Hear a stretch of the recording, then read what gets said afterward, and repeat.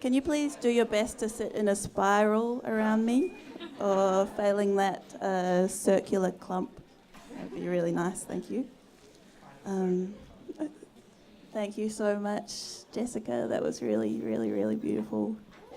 I'm feeling a little teary about it. I'm going to read you an essay by Audre Lorde.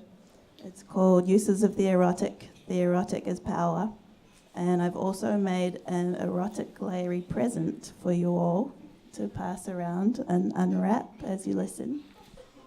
This is something that I do a lot, but usually I give the present just to one person at a time, and they open it privately. I call it a party puzzle because it's a manifestation of the party within my person and is fragmented and distributed amongst many. This one also has lots of testimonials from previous recipients of pieces of the puzzle about their experience of it. So you can read those and pass them along, and you're welcome to keep or re-gift anything that you find inside. So I'll maybe let Emma do the honours. And I'll start to read you a story by Audre Lorde. There are many kinds of power, used and unused, acknowledged or otherwise. The erotic is a resource within each of us that lies in a deeply female and spiritual plane, firmly rooted in the power of our unexpressed or unrecognised feeling. In order to perpetuate itself, every oppression must corrupt or distort those various sources of power within the culture of the oppressed that can provide energy for change. For women, this has meant a suppression of the erotic as a considered source of power and information within our lives. We have been taught to suspect this resource, vilified, abused, and devalued within Western society. On the one hand, the superficially erotic has been encouraged as a sign of female inferiority. On the other hand, women have been made to suffer and to feel both contemptible and suspect by virtue of its existence. It is a short step from there to the false belief that only by the suppression of the erotic within our lives and consciousness can women be truly strong. But that strength is illusory, for it is fashioned within the context of male models of power. As women, we have come to distrust that power which rises from our deepest and non-rational knowledge. We have been warned against it all our lives by the male world, which values this depth of enough to keep women around in order to exercise it in the service of men, but which fears the same depth too much to examine the possibilities of it within themselves. So women are maintained at a distant, inferior position to be psychically milked, much the same way ants maintain colonies of aphids to provide a life-giving substance for their masters. But the erotic offers a well of replenishing and provocative force to the woman who does not fear its revelation, nor succumb to the belief that sensation is enough. The erotic has often been misnamed by men and used against women. It has been made into the confused, the trivial, the psychotic, the plasticized sensation. For this reason, we have often turned away from the exploration and consideration of the erotic as a source of power and information, confusing it with its opposite, the pornographic. But pornography is a direct denial of the power of the erotic, for it represents the suppression of true feeling. Pornography emphasizes sensation without feeling. The erotic is a measure between the beginnings of our sense of self and the chaos of our strongest feelings. It is an internal sense of satisfaction to which, once we have experienced it, we know we can aspire. For having experienced the fullness of this depth of feeling and recognizing its power, in honour and self-respect, we can require no less of ourselves. It is never easy to demand the most from ourselves, from our lives, from our work. To encourage excellence is to go beyond the encouraged mediocrity of our society. But giving in to the fear of feeling and working to capacity is a luxury only the unintentional can afford, and the unintentional are those who do not wish to guide their own destinies. This internal requirement toward excellence, which we learn from the erotic, must not be misconstrued as demanding the impossible from ourselves nor from others. Such a demand incapacitates everyone in the process.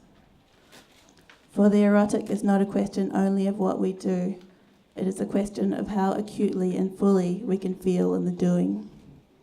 Once we know the extent to which we are capable of feeling that sense of satisfaction and completion, we can then observe which of our various life endeavours bring us closest to that fullness. The aim of each thing which we do is to make our lives and the lives of our children richer and more possible. Within the celebration of the erotic, in all our endeavours, my work becomes a conscious decision, a longed-for bed which I enter gratefully and from which I rise up empowered. Of course, women so empowered are dangerous. So we are taught to separate the erotic demand from most vital areas of our lives other than sex. And the lack of concern for the erotic root and satisfactions of our work is felt in our disaffectation from so much of what we do. For instance, how often do we truly love our work even at its most difficult? The principal horror of any system which defines the good in terms of profit rather than in terms of human need, or which defines human need to the exclusion of the psychic and emotional components of that need. The principal horror of such a system is that it robs our work of its erotic value, its erotic power and life appeal and fulfillment. Such a system reduces work to a travesty of necessities, a duty by which we earn bread or oblivion for ourselves and those we love. But this is tantamount to blinding a painter and then telling her to improve her work and to enjoy the act of painting. It is not only next to impossible, it is also profoundly cruel. As women, we need to examine the ways in which our world can be truly different. I'm speaking here of the necessity for reassessing the quality of all the aspects of our lives and our work, and of how we move toward and through them. The very word erotic comes from the Greek word eros, the personification of love in all its aspects. Born of chaos and personifying creative power and harmony, when I speak of the erotic, then I speak of it as an assertion of the life force of women, of that creative energy empowered, the knowledge and use of which we are now reclaiming in our language, our history, our dancing, our loving, our work, our lives. There are frequent attempts to equate pornography and eroticism, two diametrically opposed uses of the sexual. Because of these attempts, it has become fashionable to separate the spiritual, psychic and emotional from the political, to see them as contradictory or antithetical. What do you mean a poetic revolutionary, a meditating gun runner? In the same way, we have attempted to separate the spiritual and the erotic, thereby reducing the spiritual to a world of flattened affect, a world of the ascetic who aspires to feel nothing. But nothing is farther from the truth. For the ascetic position is one of the highest fear, the gravest immobility. The severe abstinence of the ascetic becomes the ruling obsession, and it is not one of self-discipline, but of self-abnegation. The dichotomy between the spiritual and the political is also false, resulting in an incomplete attention to our erotic knowledge. For the bridge which connects them is formed by the erotic, the sensual, those physical, emotional, and psychic expressions of what is deepest and strongest and richest within each of us being shared, the passions of love in its deepest meanings. Beyond the superficial, the considered phrase, "it feels right to me," acknowledges the strength of the erotic into a true knowledge, for what it means is the first and most powerful guiding light toward any understanding. And understanding is a handmaiden which can only wait upon or clarify that knowledge deeply born. The erotic is the nurturer or nursemaid of all our deepest knowledge. The erotic functions for me in several ways, and the first is in providing the power which comes from sharing deeply any pursuit with another person. The sharing of joy, whether physical, emotional, psychic, or intellectual, forms a bridge between the sharers, which can be the basis for understanding much of what is not shared between them, and lessens the threat of their difference. Another important way in which the erotic connection functions is the open and fearless underlining of my capacity for joy, in the way my body stretches to music and opens into response, hearkening to its deepest rhythms. So every level upon which I sense also opens to the erotically satisfying experience, whether it is dancing, building a bookcase, writing a poem, examining an idea. That self-connection shared is a measure of the joy which I know myself to be capable of feeling, a reminder of my capacity for feeling. And that deep and irreplaceable knowledge of my capacity for joy comes to demand from all of my life that it be lived within the knowledge that such satisfaction is possible, and does not have to be called marriage, nor God, nor an afterlife. This is one reason why the erotic is so feared and so often relegated to the bedroom alone, when it is recognised at all. For once we begin to feel deeply all the aspects of our lives, we begin to demand from ourselves and from our life pursuits that they feel in accordance with that joy which we know ourselves to be capable of. Our erotic knowledge empowers us, becomes a lens through which we scrutinise all aspects of our existence, forcing us to evaluate those aspects honestly in terms of their relative meaning within our lives. And this is a grave responsibility, projected from within each of us, not to settle for the convenient, the shoddy, the conventionally expected, nor the merely safe. During World War II, we bought sealed plastic packets of white, uncoloured margarine, with a tiny, intense pellet of yellow colouring perched like a topaz just inside the clear skin of the bag. We would leave the margarine out for a while to soften, and then we would pinch the little pellet to break it inside the bag, releasing the rich yellowness into the soft pale mass of margarine. Then taking it carefully between our fingers, we would knead it gently back and forth, over and over, until the colour had spread throughout the whole pound bag of margarine, thoroughly colouring it. I find the erotic such a kernel within myself. When released from its intense and constrained palate, it flows through and colours my life with a kind of energy that heightens and sensitises and strengthens all my experience. We have been raised to fear the yes within ourselves, our deepest cravings. But once recognised, those which do not enhance our future lose their power and can be altered.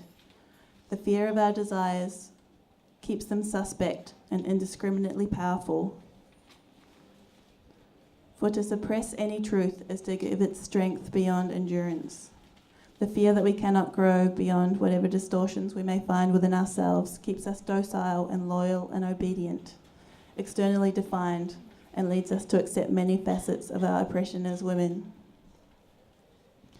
When we live outside ourselves, and by that I mean on external directives only rather than from our internal knowledge and needs, when we live away from erotic guides from within ourselves, then our lives are limited by external and alien forms, and we conform to the needs of a structure that is not based on human need, let alone in individuals. But when we begin to live from within outward, in touch with the power of the erotic within ourselves, and allowing that power to inform and to illuminate our actions upon the world around us, then we begin to be responsible to ourselves in the deepest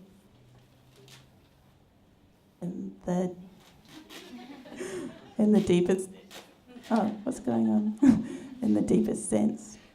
For as we begin to recognise our deepest feelings, we begin to give up, of necessity, being satisfied with suffering and self-negation, and with the numbness which so often seems like their only alternative in society. Our acts against oppression become integral with self, motivated and empowered from within. In touch with the erotic, I become less willing to accept powerlessness, or those other supplied states of being which are not native to me, such as resignation, despair, self-effacement, depression, self-denial. And yes, there is a hierarchy. There is a difference between painting a back fence and writing a poem, but only one of quantity. And there is, for me, no difference between writing a good poem and moving into sunlight against the body of a woman I love. This brings me to the last consideration of the erotic. To share the power of each other's feelings is different from using another's feelings as we would use a Kleenex. We would look the other way from our experience, erotic or otherwise. We use rather than share the feelings of those others who participate in the experience with us. And use without consent of the used is abuse. In order to be utilised, our erotic feelings must be recognised. The need for sharing deep feeling is a human need. But within the European American tradition, this need is satisfied by certain prescribed erotic comings together. These occasions are almost always characterised by a simultaneous looking away, a pretense of calling them something else, whether a religion, a fit mob violence, or even playing doctor. And this misnaming of the need and the deed give rise to that distortion which results in pornography and obscenity, the abusive feeling. When we look away from the importance of the erotic in the development and sustenance of our power, or when we look away from ourselves as we satisfy the erotic needs in concert with others, we use each other as objects of satisfaction rather than share our joy in the satisfying, rather than make connection with our similarities and our differences. To refuse to be conscious of what we are feeling at any time, however comfortable that might seem, is to deny a large part of the experience and to allow ourselves to be reduced to the pornographic, the abused, and the absurd. The erotic cannot be felt secondhand. I have a particular feeling, knowledge, and understanding for those sisters with whom I have danced hard, played, or even fought. This deep participation has often been the forerunner for joint concerted actions not possible before. But this erotic charge is not easily shared by women who continue to operate under an exclusively European American male tradition. I know it was not available to me when I was trying to adapt my consciousness to this mode of living and sensation. Only now I find more and more women-identified women brave enough to risk sharing the erotic's electrical charge without having to look away, and without distorting the enormously powerful and creative nature of that exchange. Recognising the power of the erotic within our lives can give us the energy to pursue genuine change within our world, rather than merely settling for a shift of characters in the same weary drama. For not only do we touch our most profoundly creative source, but we do that which is female and self-affirming in the face of a racist, patriarchal, and anti-erotic society. And that's the end of the reading.